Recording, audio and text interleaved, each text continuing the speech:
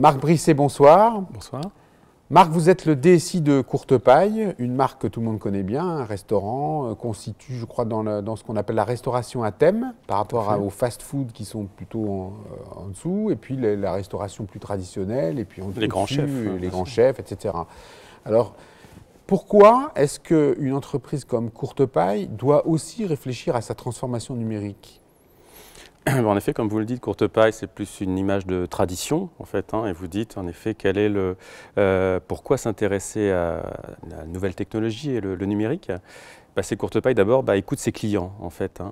Et les clients de Courtepaille nous disent, écoutez, nous, on veut faciliter notre passage, parce qu'on vient sur la route, généralement, on est en vacances, on est un petit peu... On n'a pas beaucoup de temps à passer chez vous. Courtepaille, il y en a sur les aires d'autoroute. Beaucoup, voilà, historiquement, au bord des nationales, vous allez au ski, vous allez en vacances, même les clients étrangers. Et donc, ils se disent, moi, je veux passer un temps limité, un bon moment, parce que j'aime bien la grillade et je sais que je vais trouver des bons produits, mais je veux quand même maîtriser un petit peu ce qui va se passer quand je vais aller chez Courtepaille. Donc, peut-être savoir si j'ai de la place quand je vais arriver. Peut-être qu'on me prépare mon burger. Donc en consultant mon iPhone avant, en sachant si... Voilà, aujourd'hui on parle beaucoup de la 4G partout, donc j'ai l'information même dans ma voiture, en fait. Et donc le client il peut se renseigner depuis sa voiture quelle est la prochaine aire d'autoroute, donc pourquoi pas savoir où est la Courtepaille. Et en plus, s'il y a de la place pour lui, et peut-être même lancer son burger parce qu'il adore le burger de Courtepaille, donc il va le lancer depuis sa voiture pour quand il arrive. Il soit juste prêt comme il aime. Bien chaud. D'accord, très bien. Puis aussi, ils veulent, j'imagine, rester connectés quand ils sont dans le restaurant. Alors ça, c'est les enfants, ça, en fait. C'est les enfants, Ça, c'est les enfants. En effet, nous, depuis 1 an, on a mis le Wi-Fi pour les clients, gratuit. Une démarche qui a plutôt commencé dans comme vous disiez, la restauration rapide, où on a parlé beaucoup de Wi-Fi. Mais nous aussi, on a dû s'y mettre parce que nos clients viennent avec leurs enfants.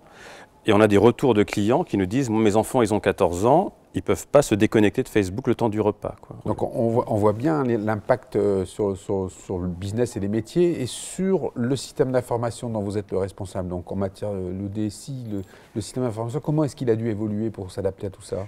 Alors là, ça c'est la grande question en effet, puisque on va dire d'un côté, on va avoir le monde de l'Internet, on va faire des applications, on va faire des choses, mais pour que ce soit, il faut que ça se connecte à un moment avec l'expérience dans le restaurant. Et moi, c'est un vrai sujet, c'est-à-dire que dans le restaurant, qu'est-ce qui se passe? Quel est le système d'information? C'est l'encaissement, en fait. L'encaissement va servir à faire la note, mais aussi à envoyer les ordres en cuisine pour dire vous préparez telle entrée, tel dessert et tel accompagnement pour la grillade, en fait. Et donc, tout mon challenge, ça va être de faire parler, en fait, un monde de l'encaissement qui est plutôt fermé. D'habitude, on le préserve, en fait. Moi, venant du retail, c'est dans des réseaux séparés. On va devoir l'ouvrir pour qu'il puisse communiquer avec le smartphone du client. Le smartphone du client m'envoyant peut-être sa commande qu'il a choisie chez lui ou sur la route.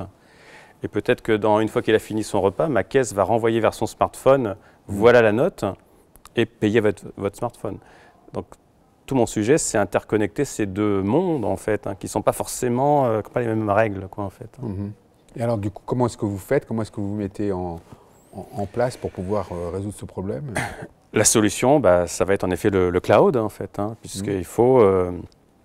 je vais sûrement déplacer certains éléments de mon IT interne, que je vais devoir déplacer vers le cloud pour pouvoir... une chose pour la communication et aussi pour répondre aux contraintes de disponibilité.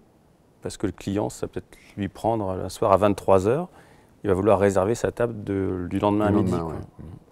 Donc ça augmente aussi les attentes sur la disponibilité d'un IT qui était plutôt centré sur le restaurant, donc de 11 h à 23 h, et après on pouvait fermer boutique. Là, on ne pourra plus. Il faut rester ouvert tout le temps. Voilà, exactement. Eh bien, Marc Brisset, je vous remercie. C'est moi.